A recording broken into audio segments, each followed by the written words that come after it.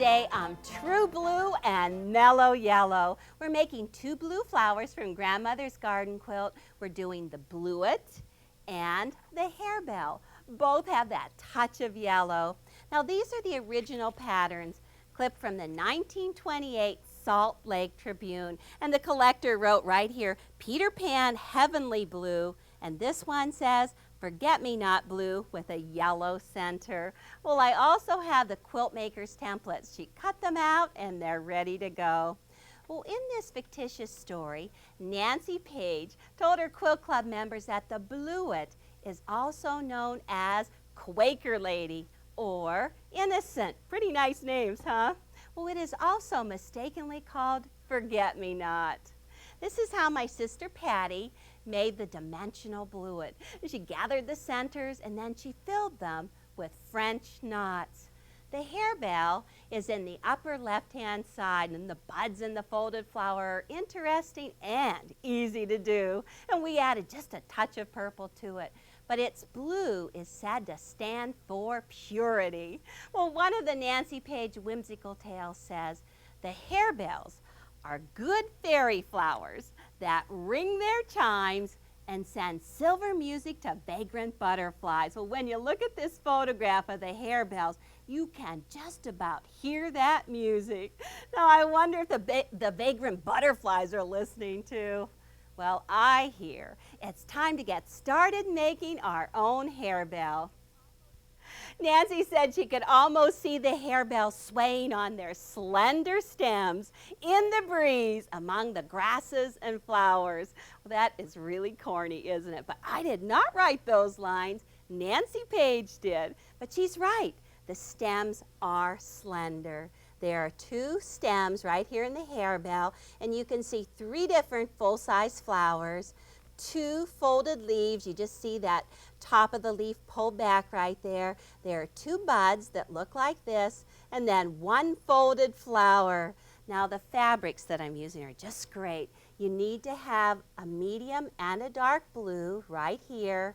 And then for the folded flower and one Harebell, you need to have a medium and a dark lavender. They look great.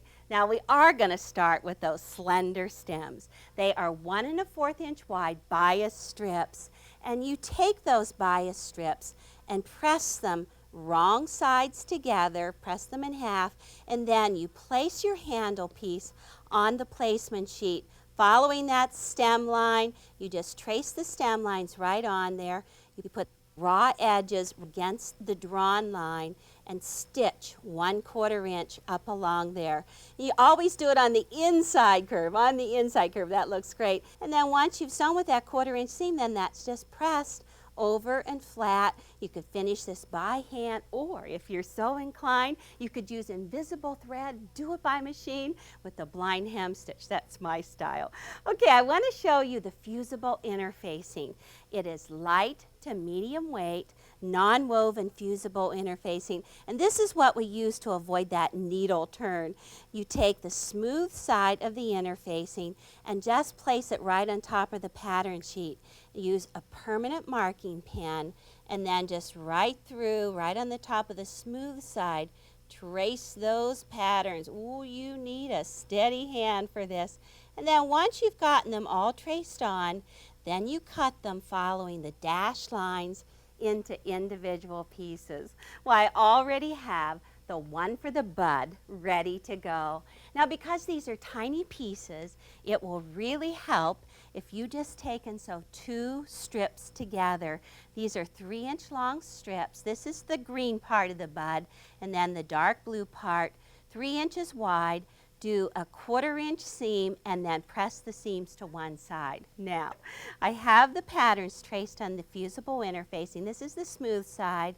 The dotted side goes right sides together to the fabric, and you line up the dashed line right here on the bud with the seam line. Let me see if I can get that right in the middle there, and ooh, pins would help.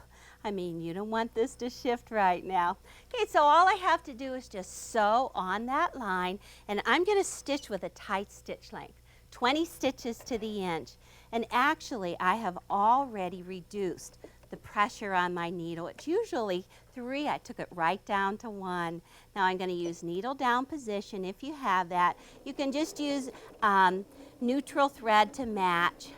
Whatever, I'm using the red thread just so you can see it. And then you just sew on the line. You actually want to just try to sew on the inside edge of the line, but believe me, if I get on the line, I am happy.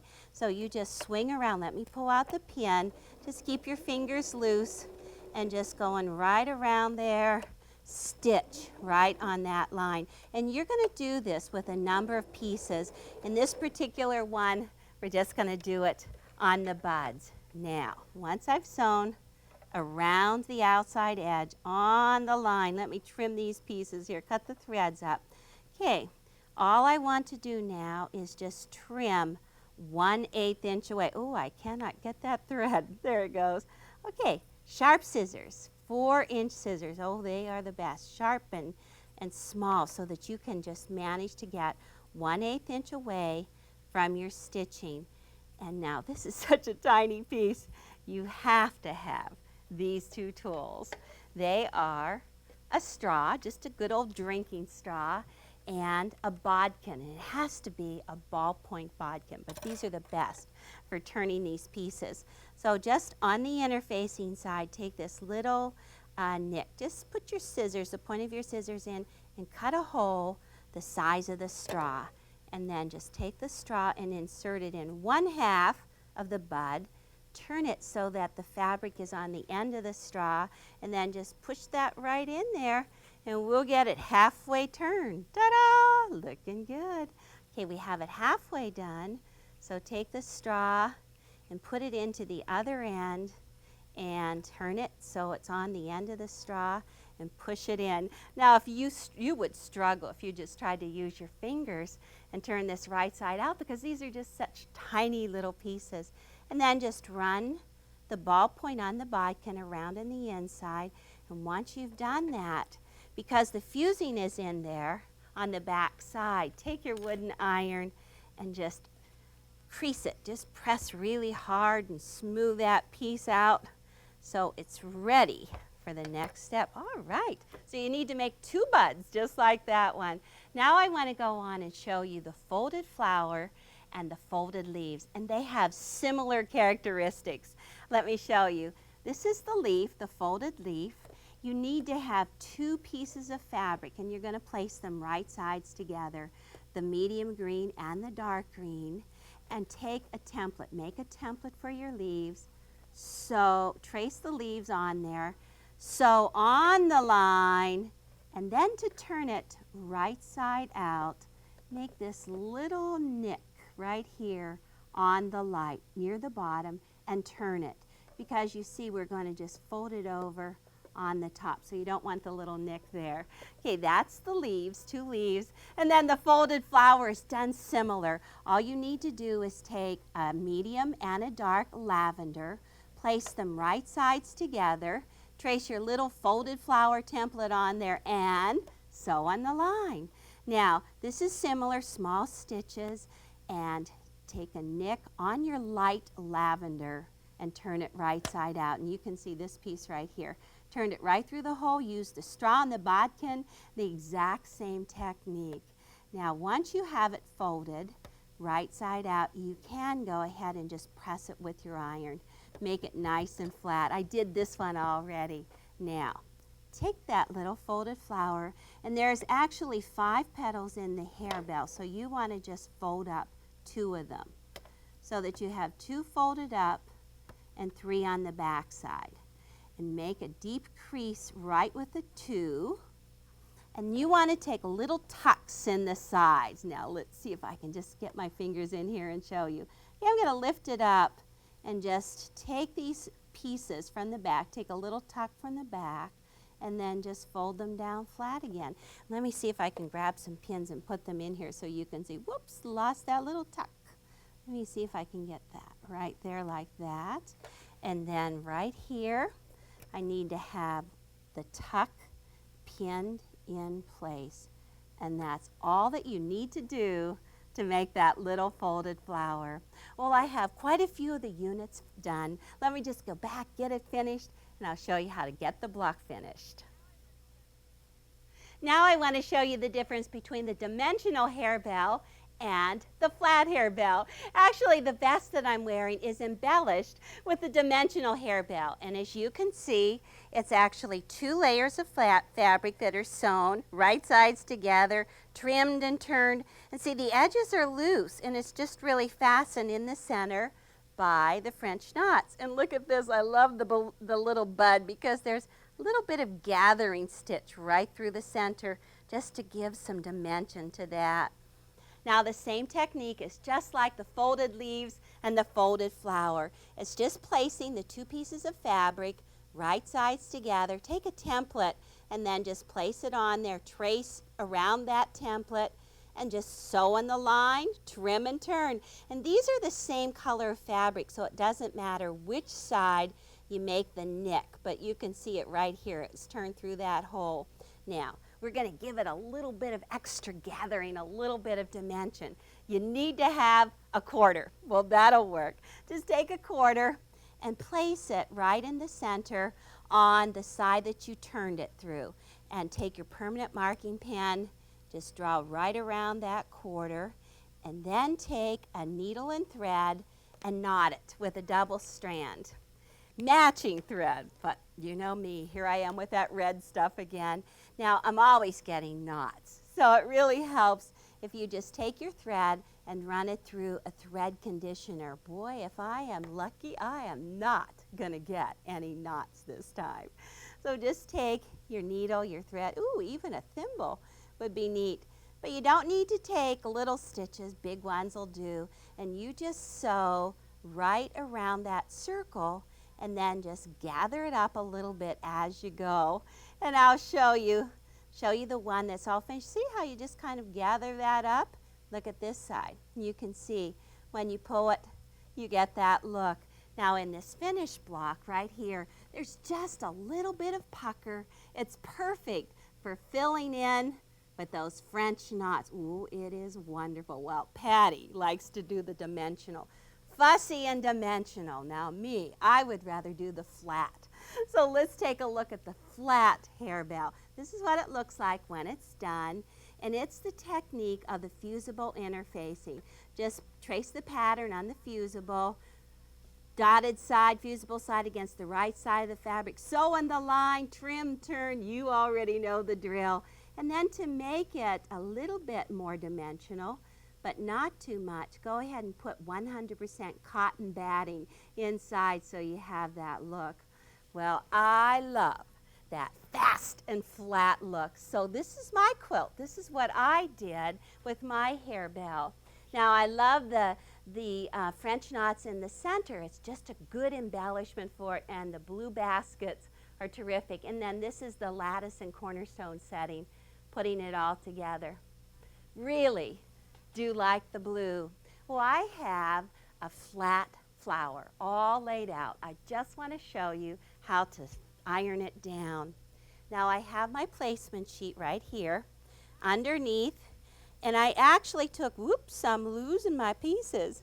I took and I sewed my handle to my pieced basket and then squared it up to 12.5 inches. So once you get that dimension in there, you don't need to worry about that as soon as the stems and leaves are in.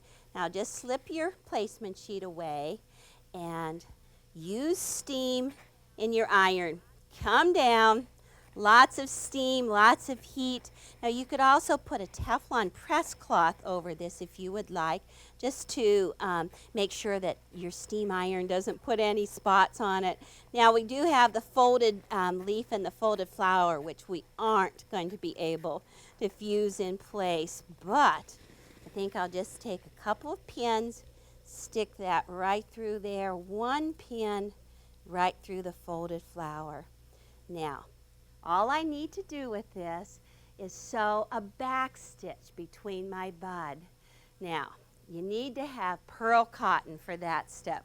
And I don't know about you, but I'm always getting my pearl cotton mixed up too. So Teresa taught me to braid. She said, just braid it loose, Al, because once you have it braided loose, all your pearl cotton, then see, you can just take one strand, just pull it right out of there, and everything stays in good order. Now, this is how you do it. Just take your pearl cotton. This is number 5. And I'm just going to find right here in this part, cut it there. Let me get a couple more. I have right here where they were tied, and I'm just going to cut them through. Ooh, good. I have 3 strands. Such pretty colors, too. I love them. Now, I have a clamp on the side of my table, but it'd be good if you had a friend that might help you out. So just clamp your pieces right in place. Get a friend to help you, and just slide back. Boy, I feel like I'm doing a little girl's pigtails here. And just braid loosely. And you don't actually even need to tie the ends down. Just braiding will hold it together. Braid that loosely the whole way down. Put as many colors in as you want. If you want to, use all of your scrap pieces of yarn, pieces of floss, and it'll always stay in perfect order and be ready for your stitching. So how about some back stitch now? Now that I have my pearl cotton out and ready to go. When you do a back stitch, just take your pearl cotton, a needle, and we want to do a back stitch between this bud right here down towards the stem. So you always start and work in this direction. Okay, let me come up right here, hold on to it. Oh, it would help if these were all stitched in place. But you go backwards. That's why it's called a back stitch. So the way I'm working right now, I'm working from right to left. Take it down in. Once again, come up on the right, pull out your needle, and go down on the left. And you just want to take all these short stitches, creating that stem right off that harebell. Well, this has been fun. Now I need to go on and show you the bluet. The bluet is a small plant from the madder family with little pale blue 4-lobe flowers. Oh, it's so pretty. And it's often called forget-me-not. You are going to be so excited because you already know how to do it. Only difference, just 4 lobes. Take a look, because here's the flowers right here. This time, for both flat and 4-dimensional, they're just traced on the fusible interfacing, trimmed and turned. See, right here, there's that same circle stitching, just to give that little poofy gathered center. Now, there's leaves, 2 leaves, and stem. You know how to do that. But the folded flower is just a little different. Just take your 2 pieces of fabric, this time the light blue, the dark blue, put them right sides together, draw on those 4 lobes, sew in the line, clip in the light, and turn it out. Now, I put a little guide on a piece of paper to show you how to do the folding, numbered 1 through 4. So right here, I'm just going to go around like this. Here's number 1, number 2, 3, and 4. And so just do this. Let's focus on 2 and 3, and just take those 2 petals and fold them up like that. Oh, crease, get a nice crease in there. Hold on to those, but go to number 4 right here. Take hold of that and just fold that up, and as you do, pop out number 3 petal. Oh, that looks perfect, just like that. Whoops, hold on to it, Elle. Okay, so then when you lay that down flat, then you can see you can curl this little piece under. You've got this piece in the back. Now, I already did this one, did a little stitching on the side so that you can see how it's fastened. Now, I just want to take the bluet and turn it into a 1-block wall hanging. Oh, what an easy thing to do. It's beautiful with the bluet in the center, side triangles added on all 4 sides, and that dark blue is a folded border finished with that stripe. Well, that side triangle comes from an 11-inch square. You need to have 2 of them, so just take your rotary cutter, your ruler, and cut that once right down the diagonal line. Ooh, now you've got 4. So these pieces, and I'll just show you on the one that's already going together, these triangles will go on opposite sides, and once you do 2 opposite sides, fold them out, Then you do the 2 remaining sides. Gosh, when you don't sew, it sure goes fast, doesn't it? But let me show you the folded border. It comes from 1 1/4 inch wide strips, and you take those strips and press them so that they go wrong sides together. Now, the folded border goes on all 4 sides like this. You place the raw edge next to the raw edge of the outside. Raw edge, folded edge in, and you just match up to the block and sew with a stitch less than 1/4 inch and 10 stitches to the inch. Now once you sew it on 2 opposite sides, you don't fold it out. You just leave it laying flat, and then you put on the opposite side. So right here in the corner, this is the look that you get. Let me move this away so you can see how to cut that, because the stripe is perfect because it has the seam allowance right in between the 2 pieces. Now it's approximately 3-inch stripe right here, but see this white space in here? That's going to be our seam allowance. So just take the 1/4 inch line on your ruler, let me get that lined up, and you just go right down and cut through, and boy, I hope there isn't anything underneath. I'm cutting through. I think I'll move those little folded flowers. You can just move your ruler along, 1/4 inch on the blue line, cut right up. You've got perfect stripe. You need to have 4 of them.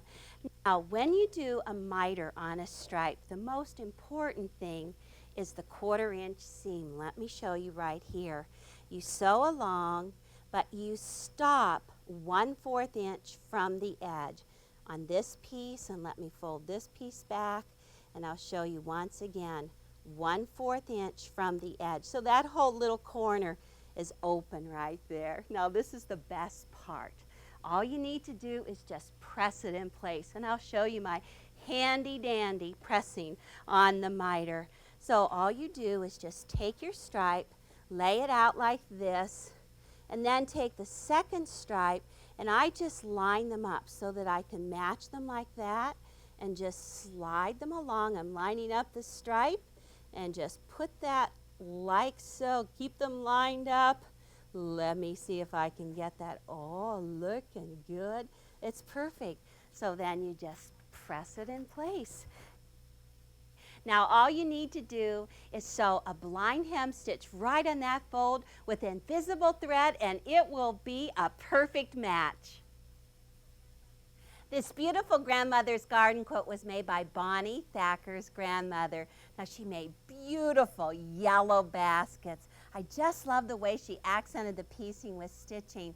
Now it's probably with silk floss because the floss has stayed so bright through the years. And then take a close look at the rows. Because she did straight stitching with black around the petals, and then around the center she did the blanket stitch and some French knots. Oh, it's just great.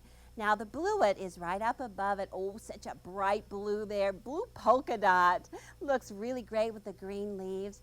And then the harebell down in the bottom row has a green print with a little touch of peach, just exactly like Nancy's patterns. Bonnie told me a touchy story about finding this quilt. When her grandmother passed on, the quilt was given to her brother, or was Bonnie's uncle. And then as her uncle aged, he wanted Bonnie to have the quilt. So Bonnie searched the family home high and low, couldn't find the quilt. Well, one night she had a dream the quilt was stored in a trunk in the attic. So the next morning she climbed to the attic and went right to it. It's a pretty touching story. It gives me goosebumps when I hear it. Well, unfortunately though, the trunk played some havoc on the quilt, because if you look at the back side, you can see what direct contact with the wood does to fabric over time. And it's probably because of all of the acids in the wood. Now, you can avoid this by storing your old quilts in cotton pillowcases, or you could wrap them in acid-free tissue paper made from cotton fabrics. Well, unfortunately also, there's now 2 holes in the quilt. And this one could have just been rubbing against the corners of the trunk. Maybe that's how it got there. But the holes can be repaired by placing fabric over it, then hand stitching. Might need to do a little quilting too. But this could have been avoided by refolding the quilt every couple of months on new fold lines, or by just rolling the quilt and storing it rolled. Take some time to air out your quilt away from direct sunlight at least once a year, and vacuuming also keeps the quilt clean. Well, nonetheless, this is a beautiful quilt, and I'm thrilled that Bonnie now has it. The Harebell and the Bluet are just wonderful blue flowers. Like the bluebird, these blue flowers signify contentment and happiness at home. May you find peace while you make your blocks.